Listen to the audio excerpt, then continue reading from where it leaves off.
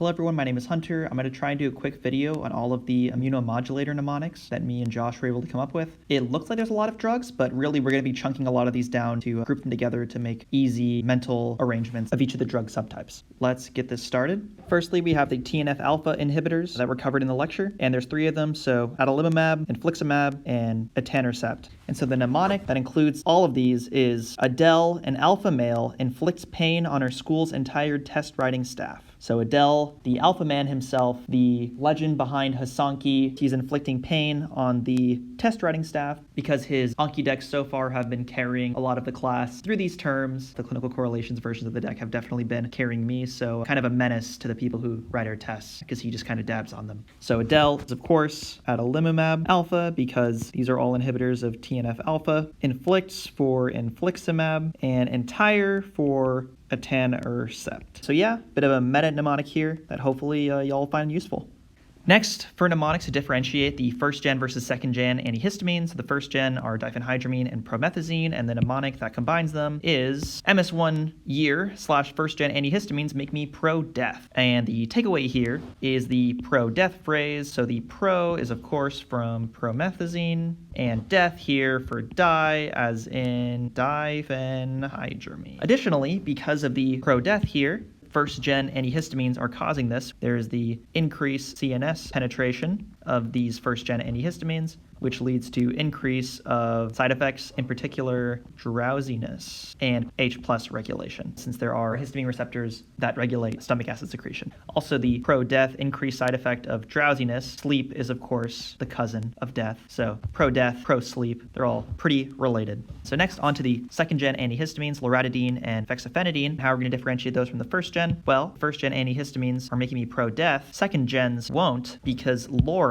being a fox, gives me the strength to keep going.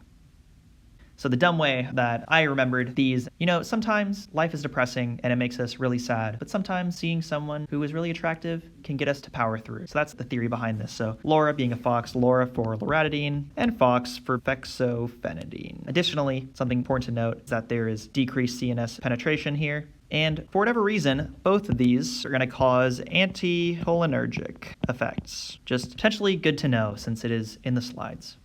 Next, we're going to be on to the antimetabolite drugs, a sentence that chunks together 3 of these drugs based on their shared approximately purine function of what they inhibit, and this drug is going to be antipyrimidine. So the mnemonic for the first set is Michael's simping for the good stuff has a quest for pure meth. Once more, meth mnemonics making a comeback. So Michael is mycophenolate here. Simping is that when you use mycophenolate, you are inhibiting the IMP enzyme. Good here is that you're decreasing guanine that is produced. Haza here is for azathioprine. Pure is that with these 2 drugs here, azathioprine and methotrexate, both of these are causing a decrease in purines. So Michael's simping for the good stuff has a quest for pure meth. Michael, mycophenolate, inhibiting the IMP enzyme, which decreases guanine, whereas azathioprine and methotrexate are decreasing the amount of purines. So next, on to the pyrimidine drug, leflunomide.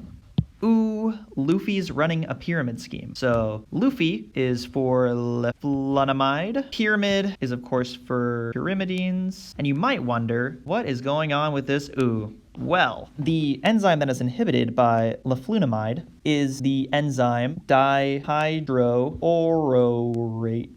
And now this enzyme here has a lot of O's, all very close together, which makes me think of the word ooh or O. So the ooh, Luffy's running a pyramid scheme. Ooh is for all of the O's that are in dihydroororate.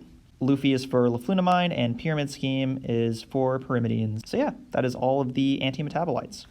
Next off, for the anti-T cell drugs, once more we're going to be grouping some of these drugs together, particularly Cyclosporine and Tacrolimus. So the mnemonic is Californian cyclists pour into the shop to buy their first batch of bean tacos. So cyclists pour in is, of course, cyclosporine. Tacos here for Tacrolimus. Now the remaining 3 words in here are useful for the 3 differentiatable facts that will be present between these 2 drugs and this drug. So the first chunking is the actual thing that they inhibit. So both both cyclosporine and tacrolimus are going to be inhibiting calcineurin. And then the word first here, these two drugs are going to attack early arrival of the T cells. And the bean here is for kidney bean, as in nephrotoxicity. So those are the three key things. So there's the calcineurin that it's inhibiting, the early arrival of T cells, and then the nephrotoxicity side effect.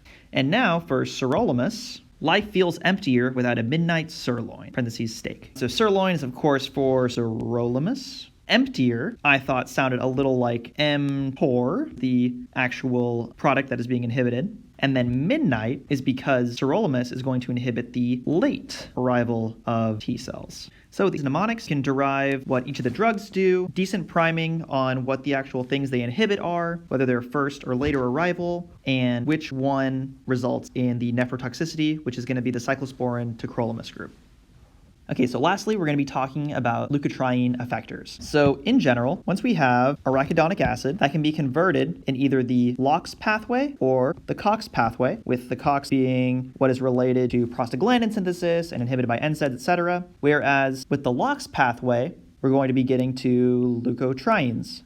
And so we learned about two different classes of drugs where one is going to be inhibiting the actual LOX enzyme and the other is going to actually inhibit the leukotrienes themselves. And I always got annoyed because even though both of these drugs are obviously involved with leukotrienes somehow, I had no idea how to differentiate which one was actually referring to LOX and which one was referring to blocking leukotrienes. And so I came up with a mnemonic for that. Once we know that, one of these is going to be leukotriene related, let's compare the second and third letters of each of them, which you might see where I'm going with this. The EU versus the UK, where the EU has more countries, therefore more broad, i.e. the LEU is going to LOX, whereas the UK is less countries than the EU, and therefore is blocking specific leukotrienes, not the overarching enzyme that would result in all of them, i.e. the LUK is going to the actual leukotrienes themselves. And the reason I put in a pre-Brexit world is that the UK used to just be part of the EU, so if we were learning about these drugs like 5 years ago, it would have been